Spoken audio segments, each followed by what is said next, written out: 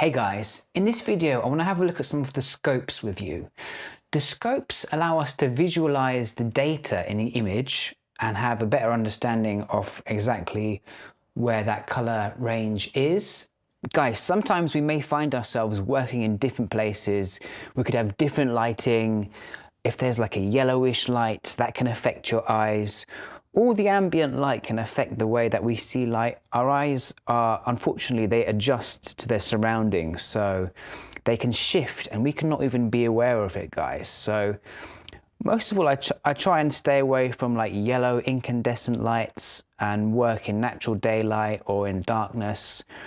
But even then, I've found that after a while of looking at the screen, what I think is white can be slightly blue or slightly yellow. And sometimes I've used like an auto white balance and I've just thought, oh, that doesn't look right, even though I've used an auto white balance. But actually my eyes have changed. So I might go for a little walk, just look outside a little bit, let my eyes adjust back to normal colors and then come back and then be like, oh yeah, that makes sense now. So guys, all that's to say is our eyes are not dependable. Our screens can also not be dependable as well, guys. We want to be using Pantone screens, but even those may need calibrating. I found my small laptop OLED monitor looks different to this monitor, so it did need calibration, and you might find that as well. Luckily, there are some tools like the Pantone Huey, which is quite cheap, and other monitor calibrators that we can use to make sure the colors that we're seeing on the screen are perfect. That being said, guys, instead of trusting our biological hardware, what we've got here is mathematical hardware with the waveforms. And if we can read the waveforms, that can give us a confirmation about what we're seeing in the image. So guys, in this video, I want to introduce you to the scopes and how to read them. If I use a few tools that you haven't seen yet, don't worry, we're going to go into those later on. Just focus for now on reading the scopes. So in the bottom corner here, we've got the parade, and the parade is showing us the reds, the greens and the blues separated. If we switch that to the waveform, we see the same image, but they're all overlaid on top of each other. So you can see how these are the same shape. If we go to the waveform, now they're all on top. I can press expand. So guys, what we're looking at here is a representation of the image here. As I'm pulling my mouse over the image, it's just showing where that is represented in the graph.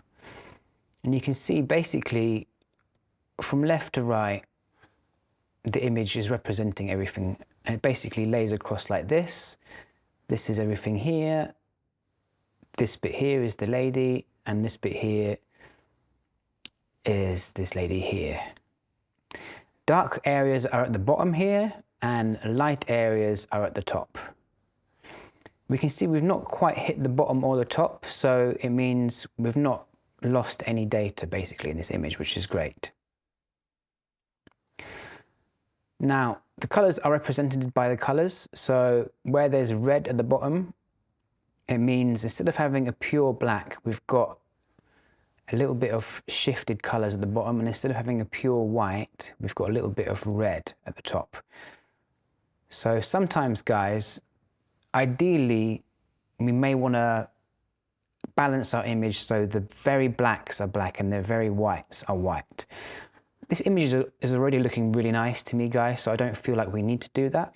But if I did want to do that, guys, I could grab this darks level and just pull it up a little bit, and now we've got a white line at the bottom, and I could have done that with the blacks as well, but that's quite white there now. And now to try and get rid of that red at the top, let's go to the other side of this HDR wheel, and specular might be too bright. Let's try highlights.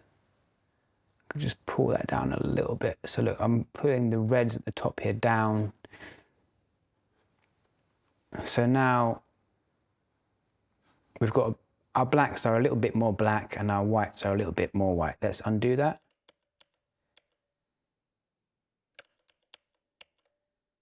So that's That's after. That's before. It's a very subtle shift, guys. That's before. That's after.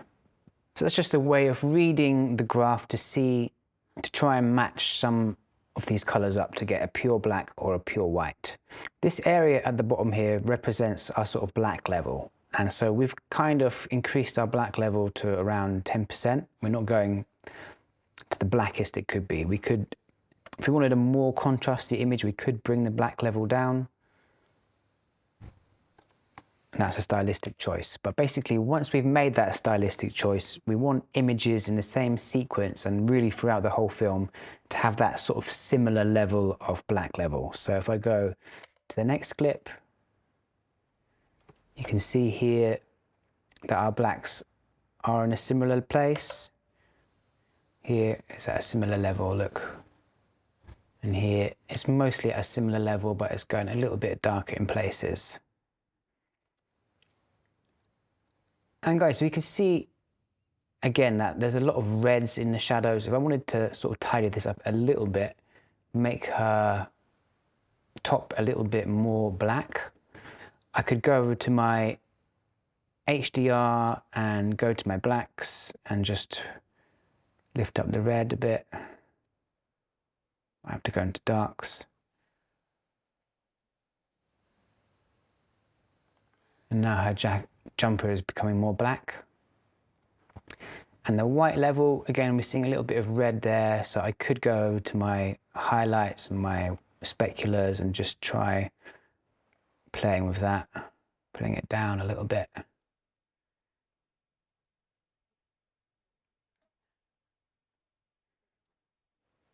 So look at the next clip. So we can see, yeah, blacks are in a pretty similar place.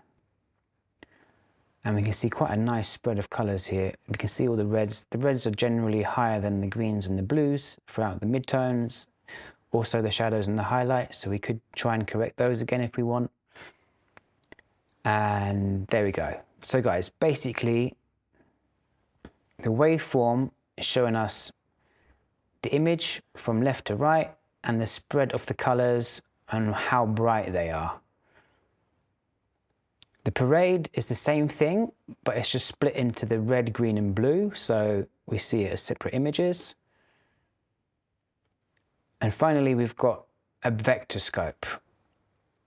Now guys, the vector scope can be an easy way of seeing the colors. Look, we've got red, magenta, blue, cyan, green and yellow. And here we can see, look, this image is all mostly in this sort of skin tone, yellow, gold region. And all these other colors have been kind of cancelled out. So if we were looking at the waveform, we might think, oh, there's quite a lot of different colors there, but a lot of the time those colors are cancelling each other out. And in the vector scope, we can see, yeah, most of it is all going towards red.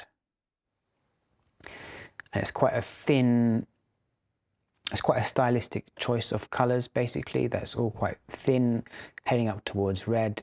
And this line here on the vector scope represents skin tones. So we can see it's all within skin tones.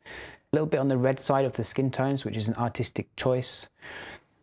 If we hover over the image, we can see exactly where we are on the scope. We can also zoom in a little bit.